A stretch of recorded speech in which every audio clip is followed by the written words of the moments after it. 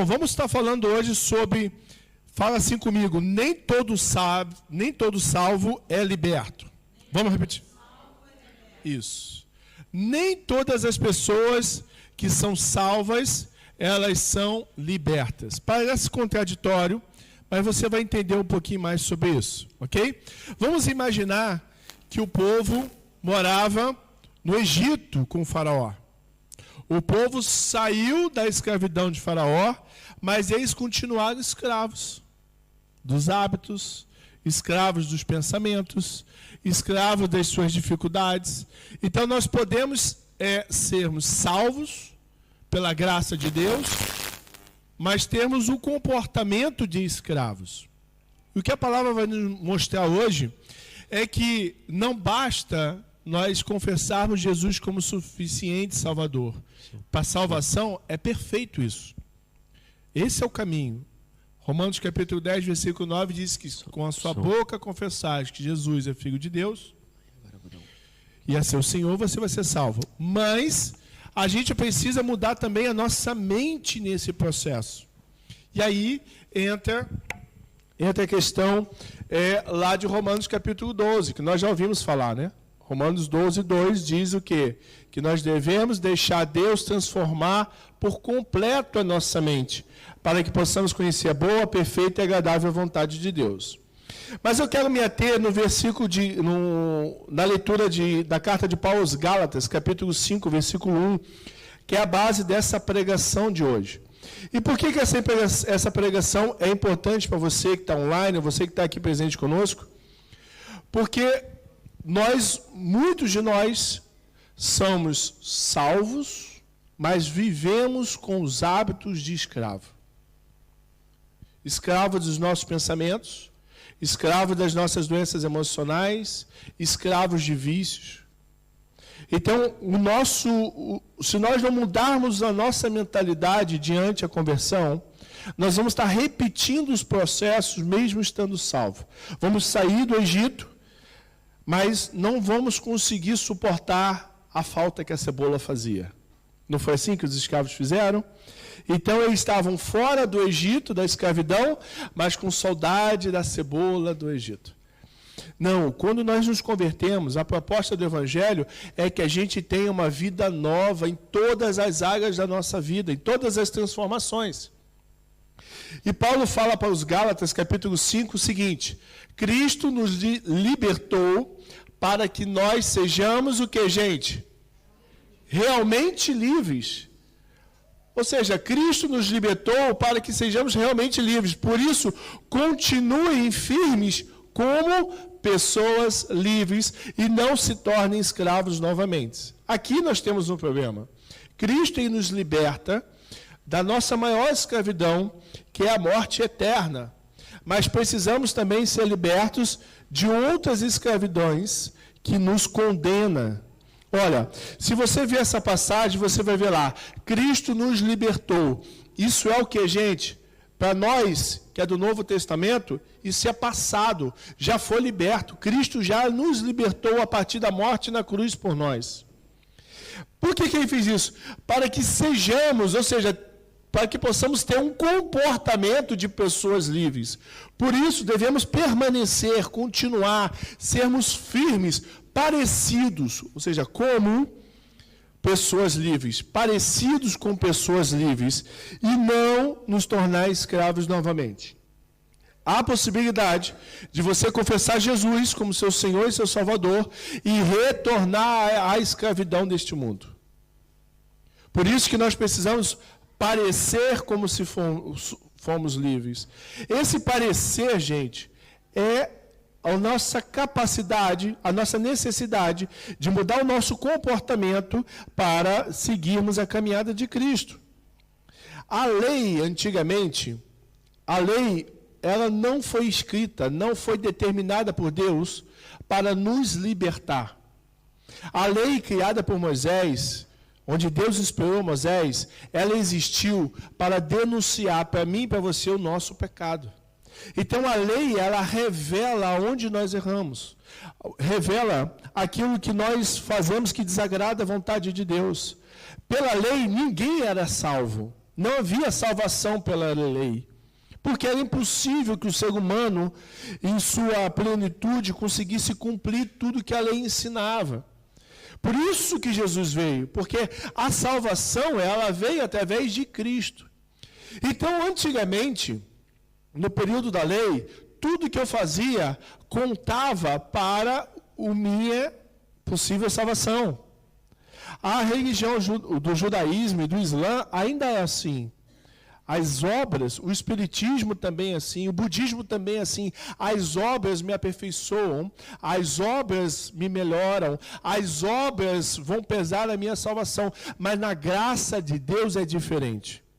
Não são as nossas obras que vão nos levar à salvação. Nós fazemos obras porque a nossa fé é revelada através das nossas ações, como disse Tiago. Mas a nossa obra não nos leva à salvação. A nossa obra acontece por consequência da salvação. Então, a lei dizia, você precisa trabalhar para ser salvo.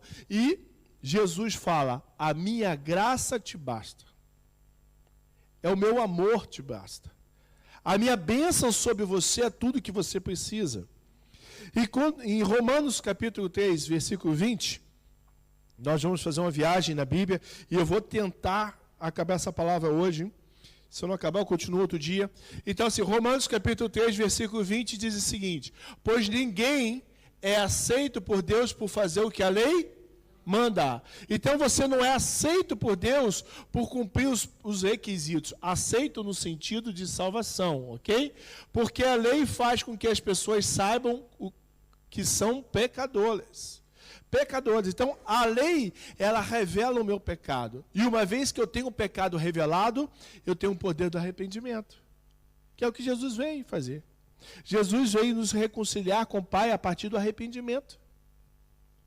A lei diz, Marcelo, você está pecando na cobiça, você está pecando aqui, você está pecando aqui ao matar alguém, você está pecando aqui, nessas áreas. E aí eu me arrependo a partir dessa revelação, peço perdão a Deus, e o perdão de Deus tira de mim o meu pecado e me dá acesso à vida eterna. Perceberam? Agora, uma vez que eu estou na vida eterna, eu também preciso mudar os meus hábitos, o meu comportamento. E nós falhamos nessa questão. Nós nos convertemos a Cristo e queremos viver as mesmas coisas, ouvindo as mesmas músicas, o mesmo comportamento diante das adversidades. Nós temos pessoas convertidas que são mendigos emocionais, mendigos espirituais, pessoas convertidas que estão pedindo esmolas de amor para as outras pessoas, e esquecem que aquele que nos ama de tal maneira, que deu seu único filho, ele habita no nosso coração. Então nós somos o quê? Nós somos convertidos, mas permanecemos escravos de tudo aquilo que o mundo nos ensinou por dependência. O meu papel hoje aqui é trazer para você uma libertação de vez desse grilhão que nos prende. Você sabe o que é o grilhão que a Bíblia fala? Grilhão é uma corrente que vem com uma bola de ferro atrás. O grilhão, ele permite você andar, mas você tem que arrastar aquele peso. O grilhão permite você viver a vida, mas sempre dificuldade. O grilhão permite você alcançar níveis profissionais, mas sempre perdendo alguma coisa. Por quê? Porque o grilhão, ele impede a tua liberdade de movimento. E nós somos convertidos, mas parece que carregamos embaixo do nosso braço os nossos grilhões. Ah, minha vida é sempre assim, nunca deu certo. Ah, comigo é sempre assim, quando eu ganho uma coisa eu perco duas. Eu dou um passo para frente e como se estivesse dando dois para trás. Gente, isso tem que acabar. Porque o Deus que nos cura e nos liberta é o mesmo Deus que nos prospera. É o mesmo Deus que, sabe, que abre as portas para a gente. É o mesmo Deus que bota a cura dentro do nosso corpo. É o Deus que faz a gente sonhar. Ontem nós tivemos uma tarde gostosa fazendo um livro de sonhos, aprendendo a sonhar os sonhos de Deus para a nossa vida. Então nós temos que viver esse evangelho, que ele é vivo e ele é completo. Você não precisa nada mais do que Jesus no seu coração. Ele é tudo. O problema é que a gente às vezes não sabe disso. Não vivemos conforme aquilo que anunciamos. Continuando, Gálatas capítulo 5, versículo 2, diz o seguinte, prestem atenção, eu, Paulo, afirmo que, se vocês deixarem que os circuncidem, então Cristo não tem nenhum valor para vocês. O que Paulo está falando? Ei, não é a circuncisão que vai te salvar. Então por que você precisa continuar circuncidando se isso não vai te salvar? Por que você precisa continuar cumprindo certos rituais se não são esses rituais que vão te salvar? E ele diz o seguinte, se os rituais são suficientes para minha salvação, eu anulo tudo que Jesus fez na cruz.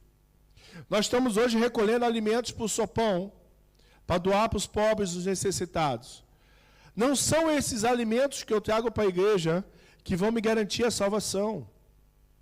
Porque se eu boto que a minha salvação está nessa prática de servir aos mais necessitados, eu estou anulando tudo que Jesus fez na cruz. Eu sirvo os mais necessitados porque é uma revelação da graça de Deus através da minha vida na vida das pessoas. Então o versículo 3 diz assim, obrigado. Repito isso mais uma vez para qualquer homem que deixar que o circuncidem. Esse homem é obrigado a obedecer a toda a lei. Quem escolhe ser julgada pela lei de Deus somos nós. Somos nós. Você quer seguir a lei? A religiosidade? É sobre isso que vai te julgar. É sobre isso que vai ser imputado a cobrança sobre a sua vida. E você não vai conseguir cumprir. Porque se alguém de nós cumprisse a lei, não seria necessário Deus ter enviado o seu único filho para morrer no nosso lugar. Ele veio porque isso é impossível para nós. Então diz o versículo 4, vocês querem que Deus os aceitem porque obedecem à lei. Estão separados de Cristo e não têm graça de Deus. Aqueles que seguem a lei, pela lei serão julgados, logo são separados pela lei, são separados de Cristo. Mas o versículo 5 diz o seguinte, mas nós temos a esperança de que Deus nos aceitará, e é isso que esperamos, pelo poder do Espírito de Deus que age por meio da nossa fé.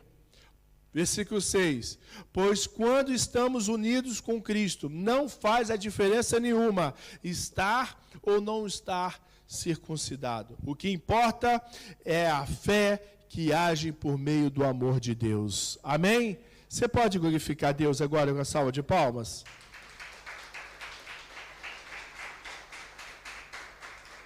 Então nós temos que voltar para a nossa casa com o entendimento que Ele nos libertou de uma vez por todas. Eu preciso crer que Ele me libertou para a salvação e me libertou de toda a minha miséria emocional, espiritual, financeira. Todos os credos que eu trazia antes da minha conversão, todas as minhas dificuldades, eu vou ter que superar isso e Deus vai te dar força. Ah, pastor, então eu não tenho que trabalhar para realizar os meus sonhos? Não, tenho que trabalhar duro. Mas crendo que Ele vai multiplicar a sua semeadura, crendo que Ele vai abrir as portas que você vai bater, crendo que aquilo que você semear, você vai colher 20, 30, 40, 50, 100 vezes mais. Por quê? Porque existe uma graça misericordiosa sobre a nossa vida. Eu não tenho que mais trabalhar na posição de coitado, de miserável. Eu tenho que trabalhar na posição de que Deus está comigo. Ele vai cobrir a minha vergonha. Ele vai fazer eu ser exaltado no lugar da humilhação. Ele está comigo. Eu preciso crer. Nós estamos num ano profético da superação e não há superação, que significa ultrapassar limites, se você não botar na posição de que seus limites precisam serem vencidos. Você precisa olhar o seguinte, epa, eu não consigo vencer essa barreira, mas eu vou ultrapassar esse limite e exaltar o nome do Senhor. Ele vai me fortalecer, Ele vai me guiar, Ele vai me dar força, Ele vai me dar uma espada diferente para me lutar. Amém? Você precisa crer. Quais são os limites que você tem que vencer? O limite de pagar as contas em dia? De manter-se regular junto ao governo? pela sua imigração, talvez? Quais são os limites que você precisa cumprir no dia de hoje? Que você precisa superar para Deus te dar vitória? Efésios capítulo 2, versículo 8, por favor. Efésios 2, versículo 8.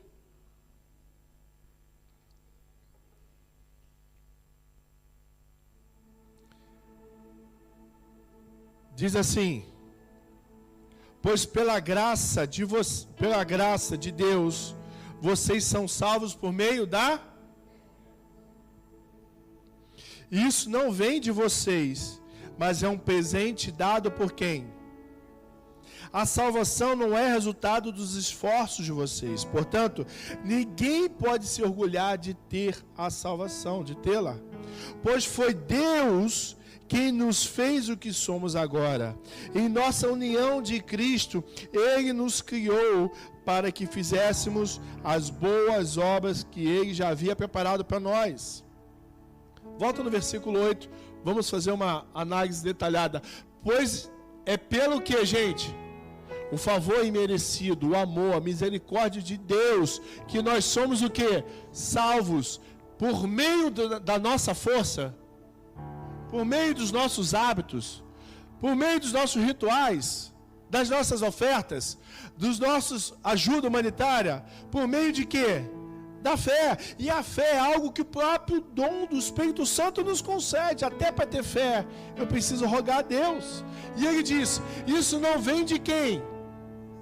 Mas é um presente dado por Deus. A tua salvação é um presente que Deus lhe deu. E Ele não errou em entregar isso nas tuas mãos. Deus não errou em te escolher. Ele planeou você antes de você entrar no ventre da sua mãe. Antes de tudo ser criado, Ele já havia escolhido Jesus para morrer em nosso lugar. Antes do sol nascer hoje, Ele já tinha planeado trazer você para essa palavra.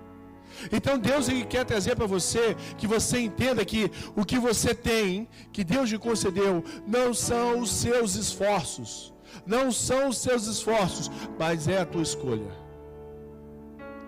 A tua escolha em crer que Jesus é seu único e suficiente Salvador, que te faz fazer pertencente a este reino. Olha o versículo 9. Porque a salvação não é resultado dos nossos esforços. Não é aquilo que eu faço que me garante a salvação, mas aquilo que eu escolho me garante a salvação. É aquilo que eu escolho que me garante a salvação. Se Deus é capaz de me salvar, Ele é capaz de prover as suas necessidades. Cara, sabe o que eu mais encontro como pastor? E que me deixa o coração triste? É ver pessoas passarem 2 anos sendo internadas por dependência química. E ao saírem de uma internação dessa, elas não conseguem se perdoar o coração. E quando se deparam com a vida real, a autocobrança dos seus pecados faz com que elas voltem para as ruas novamente. Porque ela não aceitou o seu auto-perdão, ela não se perdoou pelo que ela fez. Quando eu tenho comportamentos assim, eu estou invalidando a cruz na minha vida. Eu estou dizendo, Deus, você é muito bom, mas não o suficiente para que eu me perdoe. Pessoas, eu vi isso numa pregação e eu achei muito interessante, mulheres que casam com José, mas descontam no José tudo que o João fez em outros relacionamentos. Isso aconteceu comigo. A minha esposa terminou um namoro abusivo e quando eu entrei na vida dela, ela achou que eu ia fazer a mesma coisa por ela. Nós tivemos que trabalhar isso nela para que ela pudesse aceitar o amor, o carinho que eu estava disposto a dar, sem fingimento, sem outras intenções, mas simplesmente pelo fato de amá-la.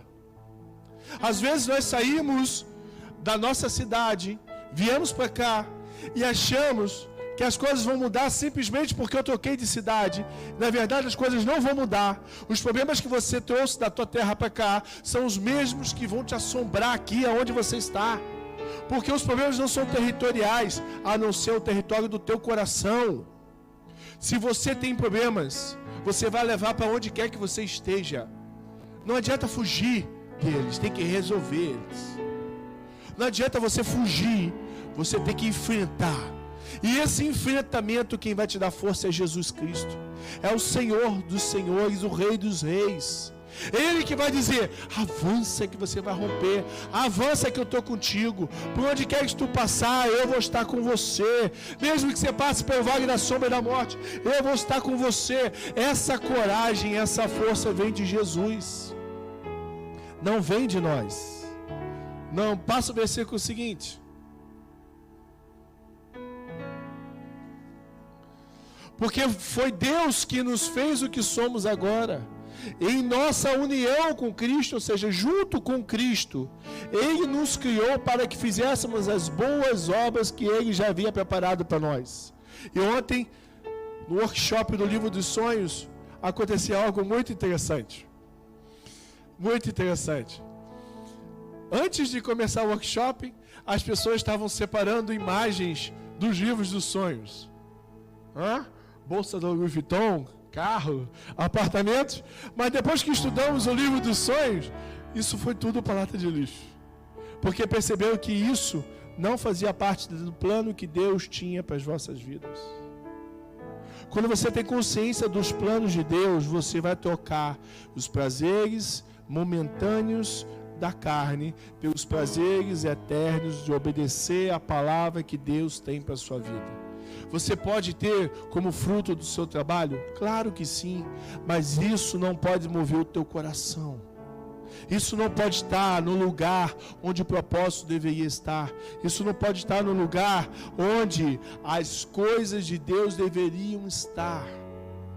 Gálatas capítulo 5, versículo 1, relembrando esse capítulo, ele disse para a gente que Cristo nos libertou para que sejamos realmente livres. Por isso, continue firme com pessoas livres. Agora, o que eu quero enfatizar é: não se tornem escravos novamente.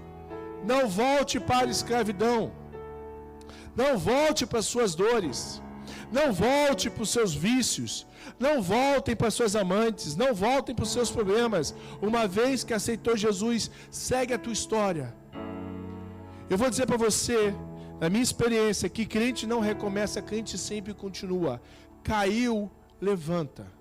O justo vai cair 7 vezes, Deus vai levantar. A tua pessoa, erga-te e continua a tua história. Carrega aquilo que você aprendeu. Deixa para trás aquilo que te faz mal. Mas você precisa avançar. E por que Paulo usou essa questão sobre escravidão, essa questão de ser livre? Porque isso aqui é o princípio da redenção. O princípio da redenção. Você sabe o que é a palavra redenção? A palavra redenção significa libertar, resgatar. Imagine que o Luiz seja o meu irmão. E aí, eu quebrei a minha empresa. Eu fali os meus negócios. E eu vou pagar, eu vou ter que dar a minha casa como dívida. Então vinha o Luiz, que se chamava de Redimir. O Redimir, o Luiz, chegava para o meu credor e falava: olha, qual a dívida do meu irmão? Ah, teu irmão me deve uma casa, então eu vou pagar a dívida do meu irmão. Logo, eu virei escravo de quem? Do Luiz. Então, o Redentor é aquele que comprava com dinheiro a minha dívida. Ele me tirava da mão do meu comprador. Essa palavra no hebraico chama-se Goel, que é a mesma palavra que Deus usa para dizer que nos tirou do domínio da potestade das trevas e nos trouxe para o reino do Filho do seu amor. O que Deus está dizendo é o seguinte: eu paguei por você. Você tinha dívidas com o diabo, com Satanás. Eu comprei com o sangue do meu filho a tua dívida. Agora você é meu. Eu vou te tirar dessa zona de inferno. Vou te trazer para a zona da salvação. Só que aqui você tem que ter novos hábitos. Você não pode mais se comportar como você se comportava aqui. Que para ele, a alegria do maligno é o ciúmes, a inveja, a cobiça, as drogas, o vício, a prostituição. Agora, aqui, o que agrada ao meu Redentor são os frutos do Espírito Santo: longanimidade, mansidão, amor próprio, paz, tudo isso. Então eu não posso estar neste reino vivendo aquele. Reino significa governo, autoridade. Se eu sair de um reino onde o maligno tinha autoridade sobre a minha vida e eu vim para outro reino que tem outra autoridade, eu tenho que me submeter a este reino. Nós não podemos ser, no meu caso, como brasileiros, achando que morando em Portugal está vivendo a lei do Brasil.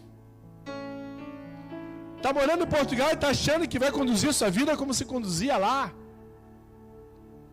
Aqui tem outro regime, que se você não cumprir, você vai ser expulso do reino. Então, quando a gente vem para o reino de Deus, eu tenho ordens, requisitos, que como pertencente a este reino, eu preciso mudar minha vida e viver. E você sabe por que nós voltamos para o outro reino?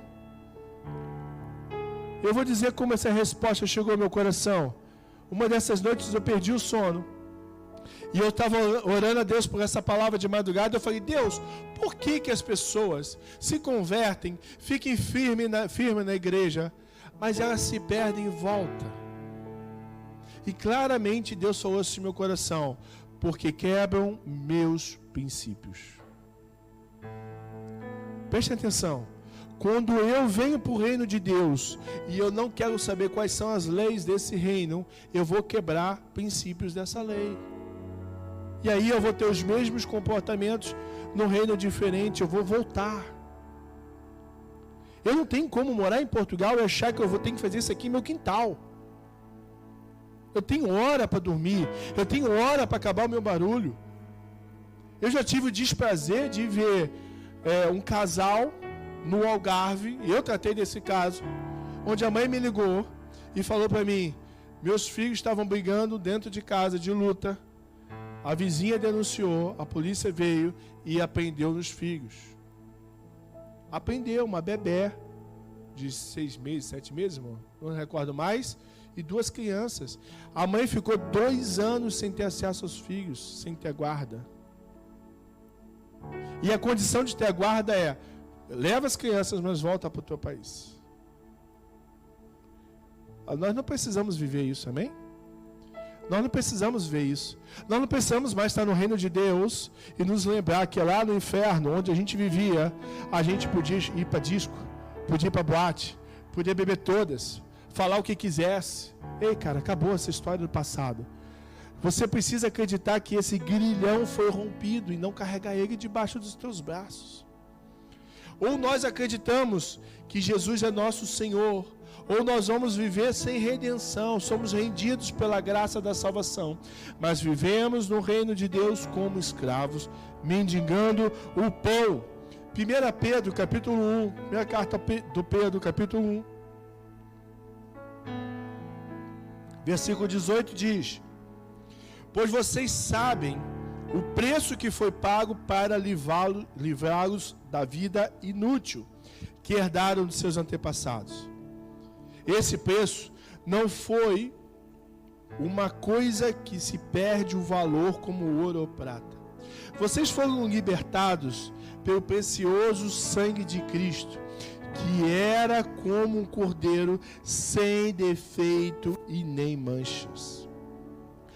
Só através da morte de Cristo que a nossa morte foi comprada por Deus para trazer a gente para o reino de Deus. Eu gosto muito de contar uma historinha na África, e na África a gente precisa contar muitas histórias, porque a didática de ensino lá é diferente da nossa. Muitos são analfabetos e não entendem bem o português, mas gravam as histórias. Imagine que meu pai fez um carrinho para mim. Ele pegou um tronco de madeira, ele cortou o tronco, ele esculpiu um carrinho no tronco, ele fez uma rodinha, ele pintou o meu carrinho todo, ele escreveu meu nome na minha viatura, ele deixou minha viatura bem bonitinha, chegou em casa e falou: meu filho, está aqui um presente para você, a tua viatura, pode brincar com ela.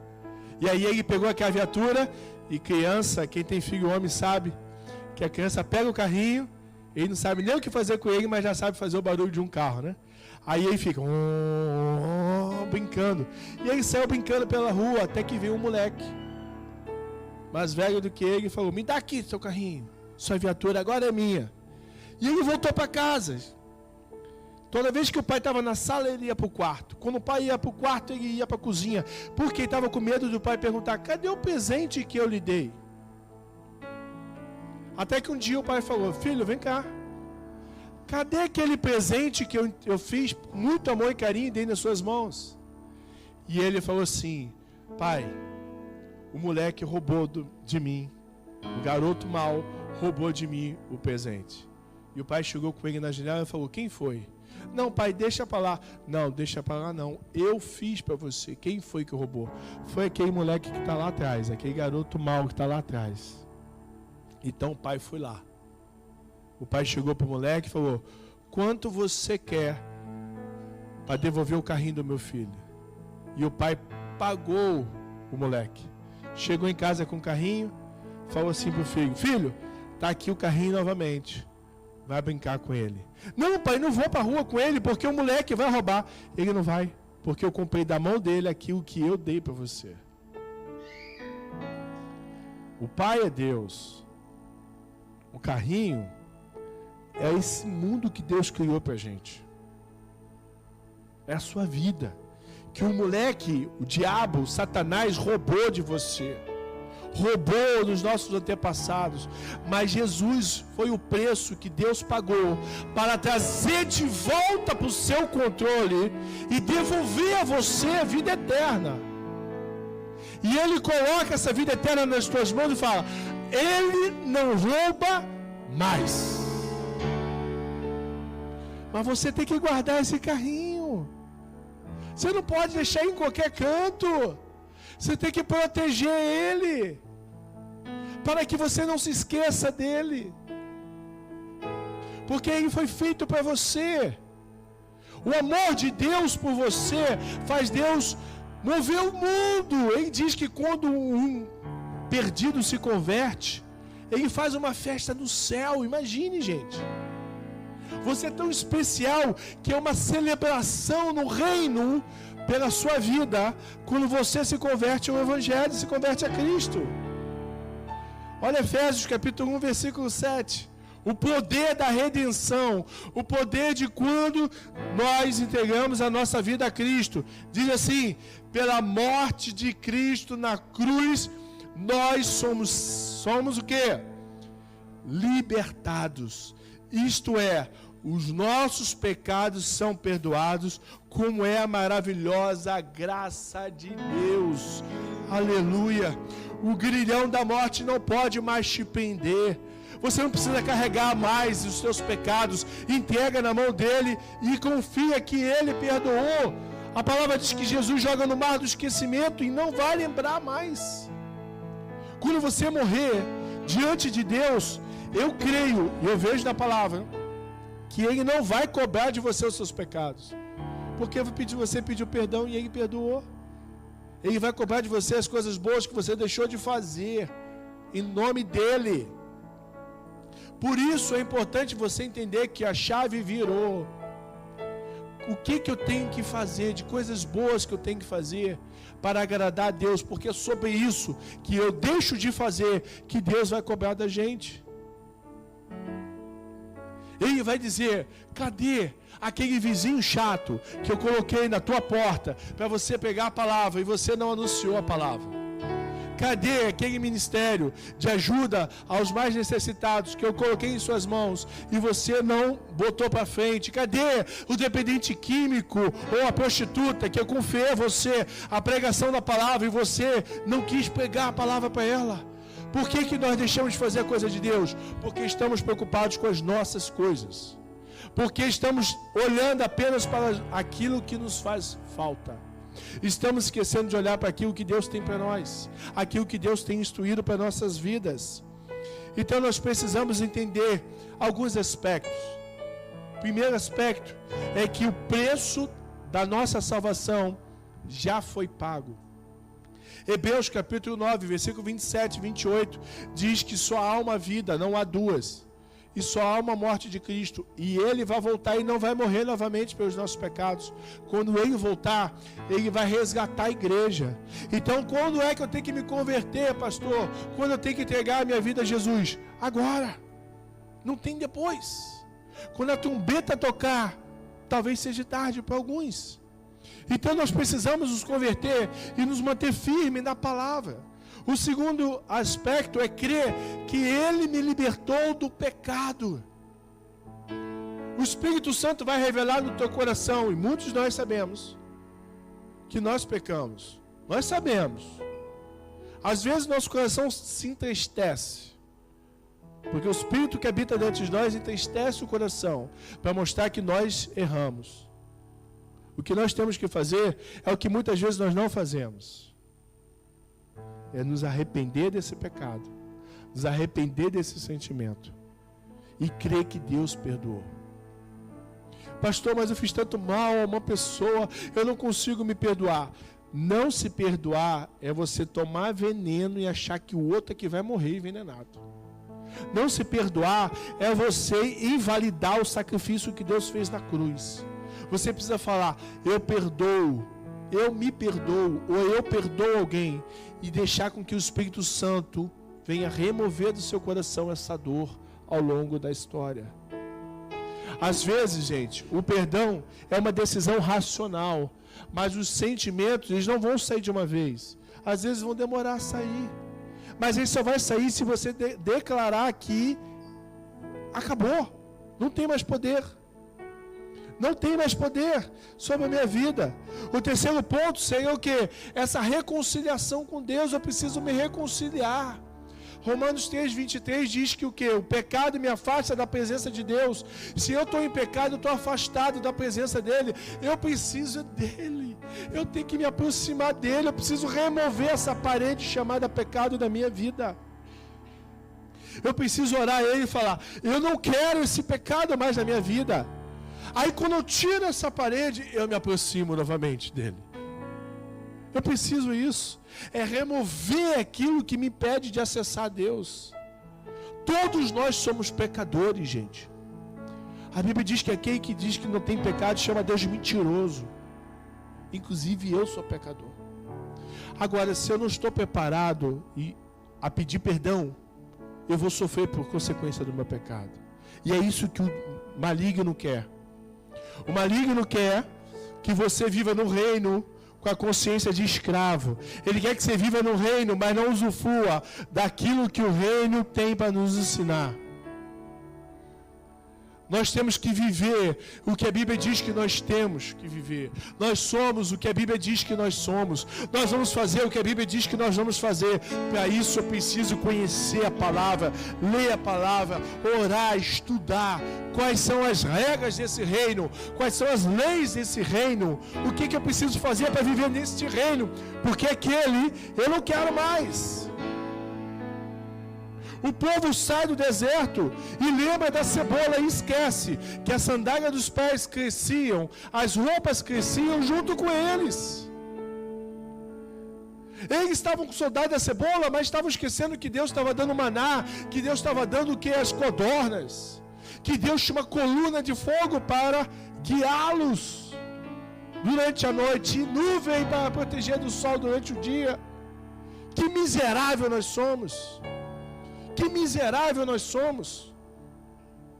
Estamos tão preocupados com as coisas da nossa vida que esquecemos daquilo que Deus já fez por nós. 2 Coríntios capítulo 5, versículo 18 e 19.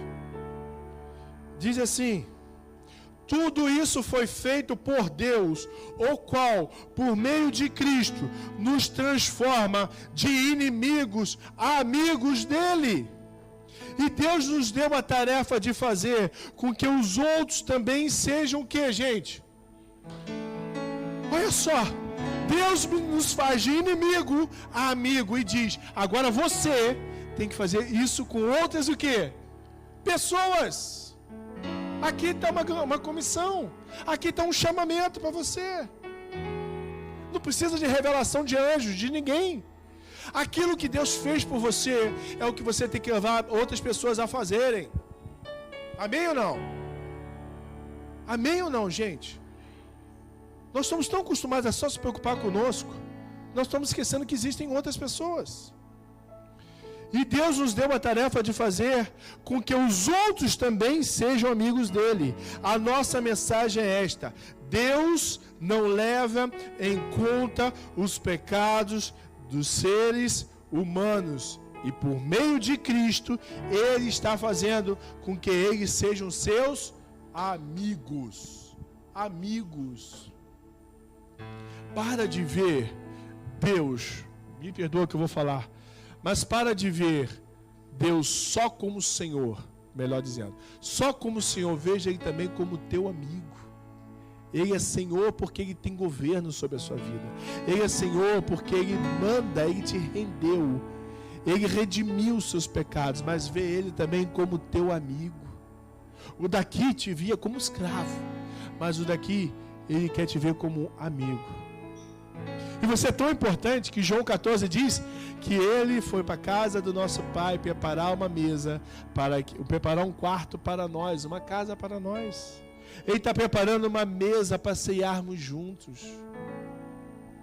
Enquanto dali quer que você morra miserável, faminto, passando vergonha, sendo humilhado, constrangido, o daqui quer que você viva como um príncipe no reino dele. O daqui criou seres espirituais para trabalhar para você. Criou anjos para te servirem. A palavra diz em Salmos 91 que Ele dá, enquanto você dorme, Ele vai dar ordem aos teus anjos para que mude a tua sorte. Por mais que você passe pelo vale da sombra da morte, Ele vai estar com você. Mas às vezes nós somos ingratos e olhamos para a tão miserável vida que vivemos e esquecemos da tão grandiosa vida que vamos viver ao lado de Jesus. Qualquer preocupação com esse mundo é temporal, é momentânea, vai se acabar. Pare de sofrer por aqui. Pare de sofrer pelo que você ainda não conquistou. Pare de sofrer pela roupa que você ainda não tem, e se alegre no Senhor Jesus Cristo. Tenha alegria nas tribulações. Essa alegria vai gerar a aprovação de Deus. Essa aprovação vai agradar a Deus e vai gerar em você uma esperança que não vai se tardar. Uma esperança que não vai falhar. Uma esperança de Cristo que não é mentirosa, não é duvidosa, não vai falhar. O quarto aspecto, e para nós encerrarmos, é o aspecto da esperança. Romanos 8, 23. E não somente o universo, mas nós temos o Espírito Santo como o primeiro presente que recebemos de Deus.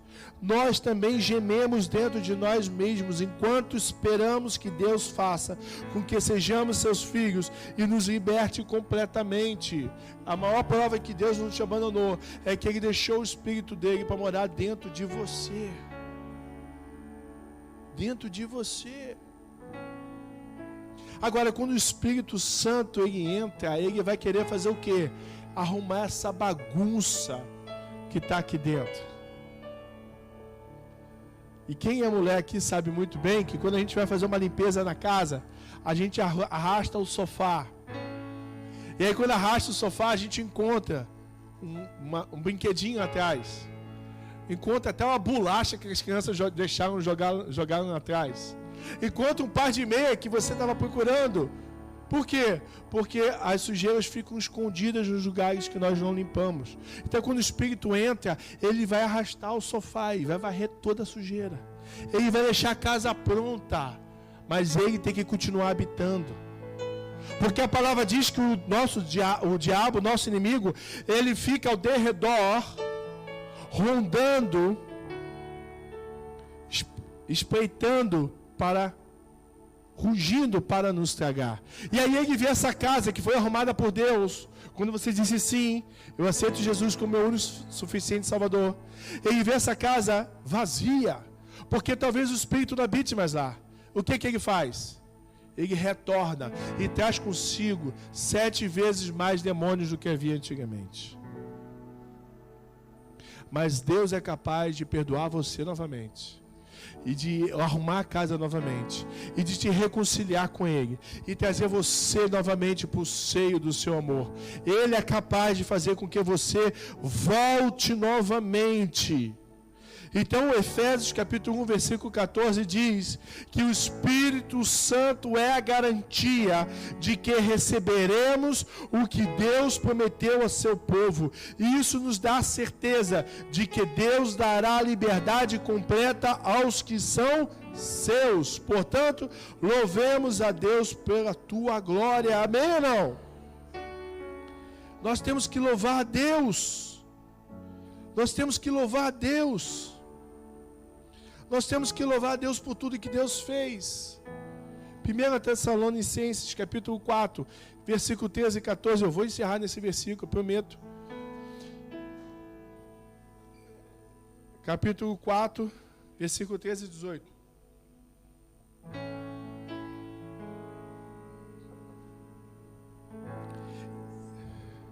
Eu vou até o 18, tá bom? Vai passando um a um. Vamos lá. Irmãos, queremos que vocês saibam a verdade a respeito dos que já morreram, para que não fiquem tristes, como ficam aqueles que não têm esperança. Nós cremos que Jesus morreu e ressuscitou, e assim cremos também que depois que Jesus vier, Deus o levará de volta, e junto com ele, levará os que morreram crendo nele. Amém? De acordo com o ensinamento do Senhor, afirmamos a vocês o seguinte: nós, os que estivemos vivos no dia da vinda do Senhor, não iremos antes daqueles que já morreram. Porque haverá grito de comando e uma voz do arcanjo, o som de trombeta de Deus. Então o próprio Senhor descerá do céu, e aqueles que morreram crendo em Cristo ressuscitarão primeiro. Amém. Então nós, o que estivermos vivos, seremos levados nas nuvens, junto com Ele, para nos encontrarmos com o Senhor no ar. E assim ficaremos para todos sempre com o Senhor Jesus. Portanto, animem uns aos outros com esta palavra. Ele vai voltar, amém? Ele vai resgatar a tua igreja, amém? Você vai para a casa de Deus, e lá não haverá pranto, lá não haverá dor, o nosso corpo vai ser restaurado, lá não haverá miséria que nós temos, as perseguições, lá tudo vai ser um reino novo. Mas nós vamos viver aqui na terra como se vive no reino de Deus, porque a palavra nos ensina isso. A oração do Pai Nosso fala isso: que venha a nós o teu reino, seja feito aqui na terra como é feito no céu. Mas você precisa crer que, por mais que você talvez se sinta só, talvez se sinta abandonado, que Jesus está com você. Jesus está com você. Eu quero pedir a você para ficar de pé.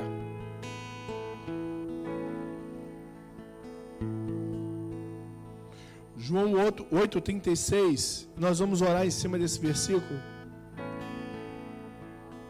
Ele diz assim, João 8,36: se o Filho os libertar, vocês serão de fato livres. Se o Filho de Deus verdadeiramente libertar você, você vai viver verdadeiramente livre. E esse processo de libertação, ele começa com uma decisão, uma atitude sua. A decisão de você fechar os seus olhos, de você orar a Deus como eu vou orar agora, e se apresentar diante dele como alguém que quer viver debaixo desse reino. Então, de olhos fechados, eu quero que você peça perdão a Deus nesse momento agora. Que você fala: Senhor, eu me arrependo dos meus maus caminhos, eu me arrependo dos meus erros, das minhas mentiras, das minhas cobiças, dos meus pecados. Esse é o momento de você pedir perdão a Deus por aquilo que você fez, ou até por aquilo que você deixou de fazer. Porque a palavra diz que aquele que sabe fazer o bem e não faz, também comete pecados. A tua omissão também é um pecado. E eu queria que você orasse assim comigo. Jesus Cristo, eu entrego a minha vida em tuas mãos. Eu confio o meu destino nas tuas mãos. Eu te convido para ser o meu Senhor, o meu Salvador, a ter o controle total da minha vida. Me ensina a obedecer aos teus caminhos, a confiar em ti, a te amar, e perdoa os meus pecados. Em nome de Jesus, Deus te abençoe. Vamos orar, eu vou me despedir do pessoal que está online. Deus te abençoe, em nome de Jesus. Se você precisar de uma oração, escreve que a nossa equipe vai te ajudar. Vamos louvar a Deus, adorar o Senhor. Porque Ele vive.